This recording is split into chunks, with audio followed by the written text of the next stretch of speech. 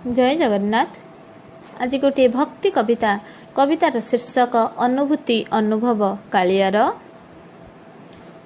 जहाँ पाई आजी लेखनी मोहर केते जे चल चंचल। जहाँ लगी आजी ओठरे भाषा मो हृदय रे मिठा स्वर अवर्णनीय से अरूप ठाकुर श्रीक्षेत्रपुरवासी अतुलनीय महिमा तांकर तो चरण तलर दासी। मागिबा आगरू सबु मिली जाए तथापि मो अभिमान।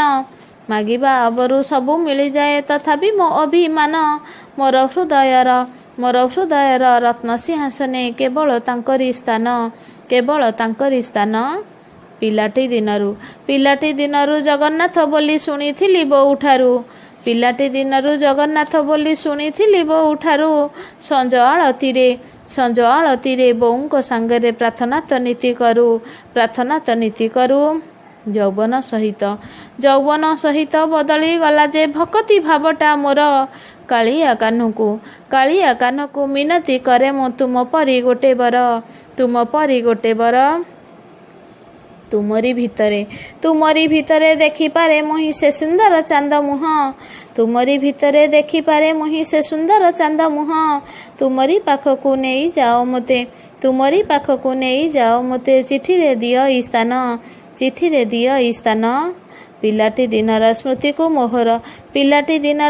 को मोहर केते जे डायरी भरी। उत्तर आशारे कालिया मोहर स्वप्न रे आसंती फेरी। प्रीति भरा भक्ति सजाइछि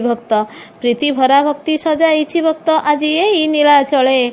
चिठी लेखिबार पावना पाइछि तांकरी चरण तले। निषिद्ध हृदय जीवन्यास भरी प्रीति करिथिला बंदी। केते झड़ झंझा ओगाळिछि पथ हाथकू हातरे छंदी। प्राण भरी भक्ति सत्य मोर प्रीति प्रमाणित होईगला। तांको नीलाचले दुई प्रीति प्राण रचिले संसार लीला। मातृत्वर स्पर्श अधीर करिला आवेगता भरी मने। भयाळु मनरे कालियांकु जपी डाके नीति नारायणे। एकमात्र पुत्र आशा करिअछि कानी पतई कि मागे। स्वप्न रे कालिया कुनी पुओ रूपे खेलिथिले नाना रंगे। विश्वास भरिला पुत्रटिए मोर आसीब जेमिति हेले। मोर अनुभवे मो कालिया जेणु कहिगले किछि मते। अनुभव आउ अनुभूति सबु सृष्टि हुए तांको ठारू। मन जहा चाहे पर मुहूर्त रे कालिया जीवन गुरु। तुमरी पाखकू नहीं जाओ बोली पिलादिन सेई चिठी।